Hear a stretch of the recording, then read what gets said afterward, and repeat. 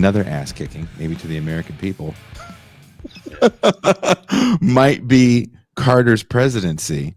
Um, I'm just a baby because I'm born in 77. So I have no real memory of the Jimmy Carter presidency, of gas lines, of stagflation, of the hangover of Vietnam. Carter is coming into a tumultuous United States. Can you talk a little bit about that? Yeah, it's kind of ironic. I'm obviously older than you, and I do remember that. And going Mhm. through that at the time, it seemed kind of cataclysmic, right? You had the Vietnam War and Watergate and all that, and in retrospect, what we're dealing with now is obviously much more severe than that. But it was really kind of a turbulent time, as you pointed out. This is, I think, Vietnam has a lot to do with this. You were coming out of the end of that kind of World War II imperium, that kind of Cold War hegemony, and you start to see kind of shifts, especially with Vietnam. The American economy isn't as vibrant and strong as it had been. Nixon essentially torpedoed the Bretton Woods system by taking the U.S. off the gold standard in 1971. Nixon still has his feet more or less in the New Deal era, that idea of Keynesianism, and the government has a positive role to play in making people's lives better, providing jobs or government programs or whatever.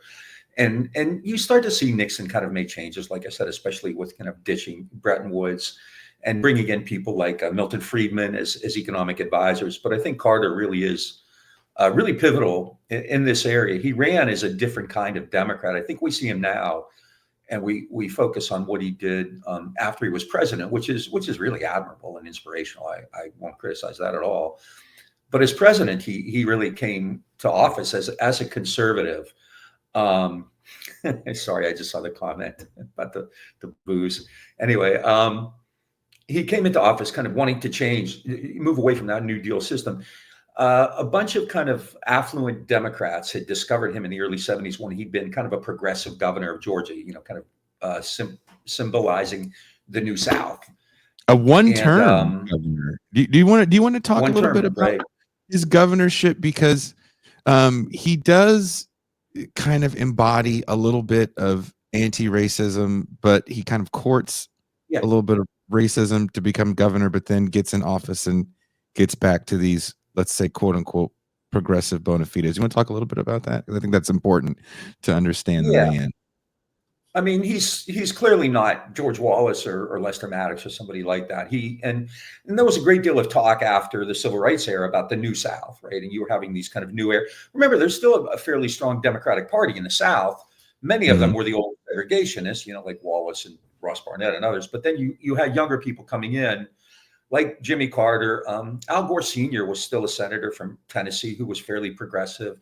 Kind of the Arkansas senators. I can't remember their names now. Fulbright was obviously very, pretty progressive in the 60s.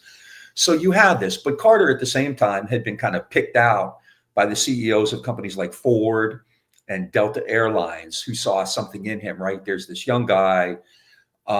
He's kind of traditional. He has these, religious values and these kind of conservative ideas, but he represents something very different in Georgia, right? He's kind of, representing these kind of, especially ideas of racial reconciliation. However, the people who kind of picked him out of the crowd, so to speak, were kind of really hardcore, hardline capitalist firms. Like I said, Donald Keough from Coca-Cola, CEO of Coke at the time, was a big patron.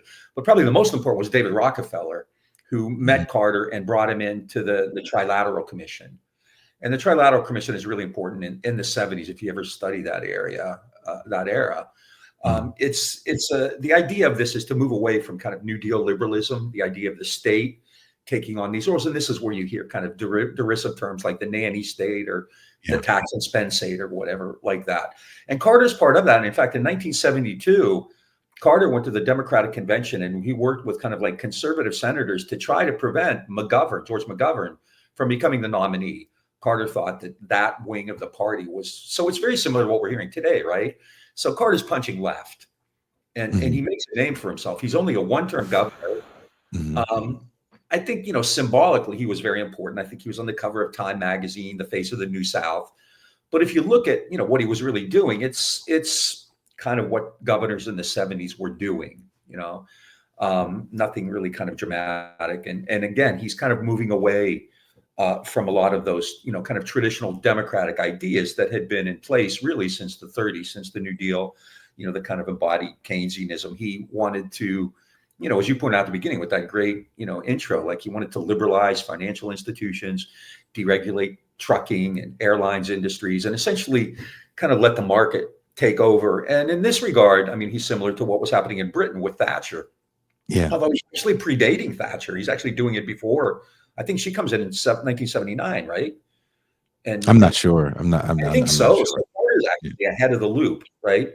Mhm. And there's been some good stuff that's come out on this lately, how the US became this right-wing country. And this is really a pivotal, really important area when the Democrats abandoned kind of those New Deal programs.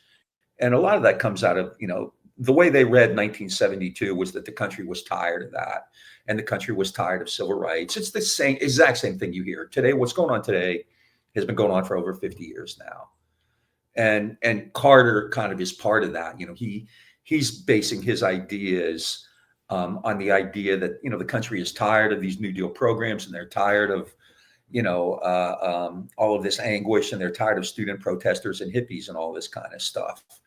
And because of that, he's really kind of moving away from kind of New Deal programs, the kind of stuff that people like obviously FDR, LBJ, but even Eisenhower, more or less supported the kind of the typical programs. And remember, this is barely a decade after the Great Society, when Johnson implemented things like Medicare, Medicaid, Elementary and Secondary Education Act, housing programs. So you have this really this significant increase in social programs in the 60s, right? This is the heyday of liberalism. In 1964, Johnson wins this huge election victory. And everything is going well. And then I think Vietnam really has a massive domestic economic impact that we really don't talk about that much, right? But now Carter also does. Would you say he expands the state a bit by putting together the Board of Education? The Department of Education, also Department of Education. I'm sorry, the Department Yeah, of Education. yeah. I'm sorry. I think Department of Energy too wasn't around until then. So yeah, absolutely in that regard. And I mean, I'm not comparing him to somebody like Trump or whoever, right? But Yeah. it's clearly, I mean, but look back just a few years before that, right? Nixon created the EPA. So this is part of that kind of political, system that it's kind of on fumes at this point. That's how the way I basically describe it. The New Deal era is kind of on fumes by this point, right? And the money spent on things like the Great Society programs, the Vietnam War obviously is huge.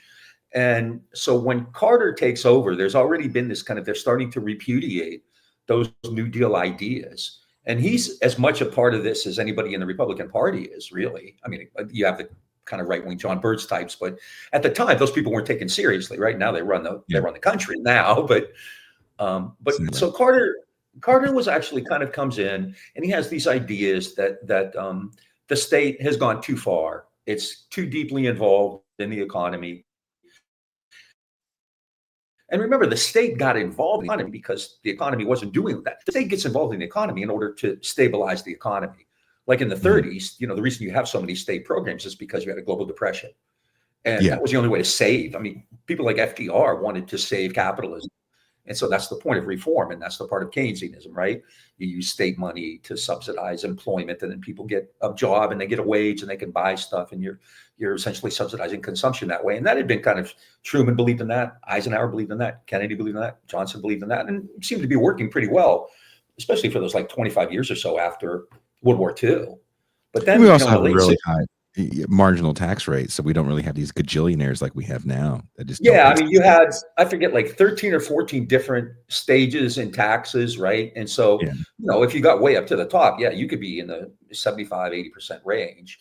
And, if corporations continue to pay taxes at that level, we'd have no deficit at all, but even at a reasonable level. So, yeah, it's a very different world out there. And you start to see Nixon was like commissioning studies. And like I said, he was talking to people like Milton Friedman, the Chicago School. They're kind of come out of the influence of an old Austrian economist named Friedrich Hayek. And Hayek becomes really well known in that era, right? Because people like Thatcher and Reagan, he was still alive at the time. They invoked him and they were seen with him and things like that. And it's a real rejection of Keynesian economics. It's a rejection of the idea, in its simplest form, it's rejection of the idea that the state has a role to play in ameliorating these economic problems. the state's always been involved in capitalism in order to protect it, right? It protects capitalism with subsidies and tariffs and, sending the police out to break strikes and arrest protesters and things like that. So the state's always been involved. But the kind of thing you hear today, where you hear these insane criticisms like that Harris and Biden are socialists, right?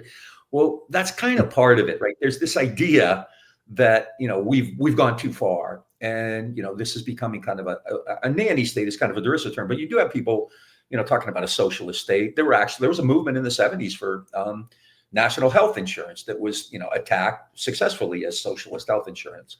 So there's this, people are starting to think differently about those New Deal programs that everybody up to that point had kind of accepted and benefited from, both Democrat and Republican alike.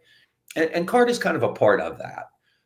He became president, and cut me off for asking a question. I'm just kind of rambling here, but you can see that when he becomes president, because he's immediately confronted with some labor issues, and he ran and got huge.